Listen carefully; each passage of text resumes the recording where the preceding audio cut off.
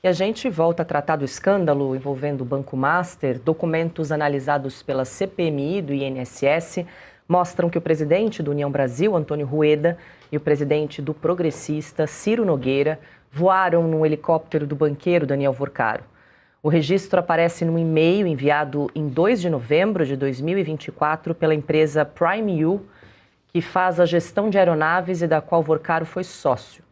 A mensagem confirma 3 voos entre o Autódromo de Interlagos e o Aeroporto de Congonhas durante o fim de semana do Grande Prêmio de São Paulo de Fórmula 1. Os dados dos passageiros aparecem separados por viagem. No primeiro voo estavam Antônio Rueda e 7 convidados. No segundo, Daniel Vorcaro e mais 7 convidados. No terceiro, Ciro Nogueira. Meses depois das viagens, em abril de 2025, União Brasil e Progressistas anunciaram a intenção de formar uma federação partidária que ainda depende de aprovação do Tribunal Superior Eleitoral para valer nas eleições de 2026. Mensagens obtidas pelo jornal Globo mostram conversas entre Daniel Vorcaro e Ciro Nogueira em 2024. Numa delas, o banqueiro comemora uma emenda apresentada pelo senador durante a tramitação da PEC, que trata da autonomia orçamentária do Banco Central. Abre aspas.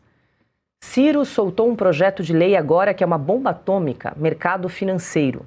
Ajuda os bancos médios e diminui o poder dos grandes. Está todo mundo louco. Fecha aspas. Nas mensagens, o empresário relata ainda que a repercussão teria sido imediata. Aí diz o seguinte, Vorcaro, todo mundo me ligando, e acrescentou, sentiram o golpe. Numa outra troca de mensagens, meses antes, Vorcaro diz à namorada que o senador é um dos grandes amigos de vida que ele tem. A conversa ocorre em meio a comentários sobre os possíveis desdobramentos da proposta. Já num outro trecho, Vorcaro afirma que se a situação fosse retratada em um filme, teria tantos desdobramentos loucos. Consta, a gente vê aí agora 2 nomes agora, né, assim, de grandes líderes partidários, o Antônio Rueda e também do Progressistas, o Ciro Nogueira, envolvidos ali em trocas de mensagens e principalmente em relação ao senador Ciro Nogueira, a gente já trouxe aqui, ele foi o autor daquela proposta para aumentar a garantia do Fundo Garantidor de Crédito. Hoje são R$250 mil por CPF. A proposta dele era chegar até R$1 milhão por CPF, o que beneficiaria muito, né, Daniel Vorcaro, que estava ali oferecendo títulos no mercado financeiro a 130%, a 140% do CDI, com a garantia do Fundo Garantidor de Crédito. E teria quebrado, né, o FGC, porque do jeito que estava a lei, né, já quase levou ali a um rombo, levou um rombo sem precedentes e mais da metade quase, né, do fundo. Então, que são os bancos que pagam, né, e que de alguma forma indireta acaba chegando depois em todos nós no país, né? Então, realmente o Ciro Nogueira parece que tinha ali uma relação mais próxima. O centrão fisiológico está em todas, né? E como algumas pessoas têm apontado, esse caso do Banco Master, ele tem toda a pinta de ser um novo caso Lava Jato. Quer dizer, é hora de ser apartidário aqui, né? A separação entre o joio e o trigo me parece clara, né? Quem quer investigar e punir corruptos e quem quer a impunidade. E ponto. Agora, por que tem tanta gente, por exemplo, que está se recusando a assinar uma CPMI do Banco Master? Está na cara que a gente precisa dessa CPI. São investigações paralelas que podem reforçar a da própria PF. Por que não?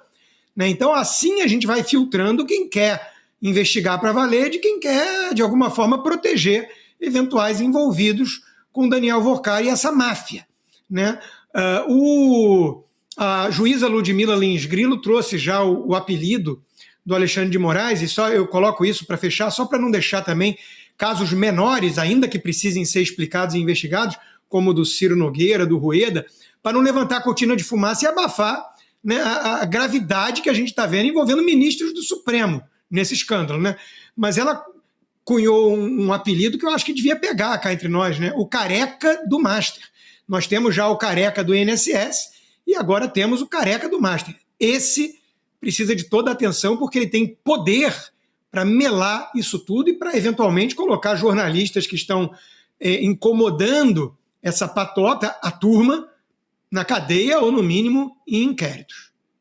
Marina, é interessante agora observar como nessa troca de mensagens e agora na divulgação dessas mensagens aí nos aparelhos celulares, como as pecinhas do quebra-cabeça vão se encaixando. A gente trouxe aqui no mês passado uma nota conjunta do PP e do União em defesa do ministro Dias Toffoli no caso Master. A gente até exibe aí na tela para quem nos acompanha. Olha só, a Federação União Progressista, já então a união dos dois partidos, né, manifesta preocupação com as narrativas que querem colocar a opinião pública contra o ministro Dias Toffoli. É preciso ponderar que as injustiças acontecem quando se tem apenas um lado de uma versão repetida inúmeras vezes sem uma base sólida. Uma versão caluniosa que passa a ser tratada como verdadeira justamente pela repetição. Eu não vou ler na íntegra, mas é assinada por Ciro Nogueira e Antônio Rueda. Envelheceu muito mal, Marina. Envelheceu muito mal. Na verdade, quando foi, né, já estava muito mal ali com tudo que a gente sabia, mas agora, então, com todos esses indícios que a gente está vendo, e assim, a gravidade do que a gente está tratando aqui, porque o Consta disse bem, se essa medida fosse aprovada, era o fim do FGC, a gente poderia ter sim um caos no mercado financeiro, essa que é a realidade, causada por um banquinho pequeno, né? E quando a gente analisa o que está acontecendo com o Banco Master, a gente está falando de cerca de 80 bilhões em fraude, né? 40 e poucos que foram lá do FGC, mas tem todas as outras fraudes que as pessoas não vão receber e envolve muita gente. Aqui estão citados, sim, o Ciro Nogueira, né, dessa viagem, o Rueda e essa emenda aqui, gente, essa emenda claramente beneficiaria muito o Banco Master. Então, isso aqui é gravíssimo. E da forma como ele fala ali, ele diz, né, pô, meu amigo, parece que foi colocada sob encomenda. Só que a gente não está tratando, envelheceu mal, Paula, mas o que me preocupa é que se tiver essa federação, a gente está falando da maior bancada que a gente tem hoje no Congresso Nacional, né? Então, a gente está falando dos caciques, que hoje comandam o maior número de deputados e senadores, ou seja, né, que realmente tem poder de aprovar ou não determinadas pautas, né? A decisão deles é onde você vai ter. Então fica ali uma guerra ideológica entre a direita, a esquerda, mas sem eles nada é feito. Eles são a maioria. Essa é a realidade. Eles comandam a maioria do Congresso.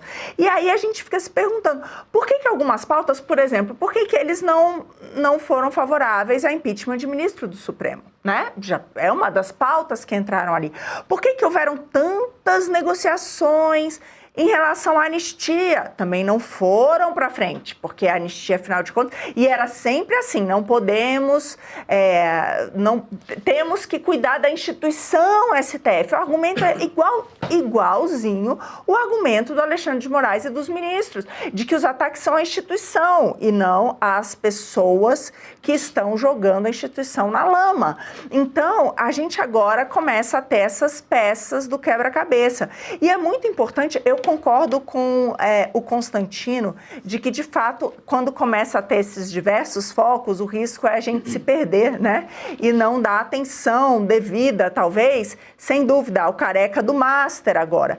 Porém, esse é um ano eleitoral e é muito relevante, porque se realmente a gente não tiver senadores ali capazes de colocar um freio no Supremo, é difícil que a limpeza necessária no Supremo, a volta dessa instituição a ser respeitada, seja conquistada. Nós precisamos dessa maioria ali, né? E até agora, então, tem que ser investigado. Eu acredito que tudo isso que está saindo precisa ser investigado o quanto antes, sim, por ser um ano eleitoral em que as pessoas vão decidir o destino, inclusive do Supremo.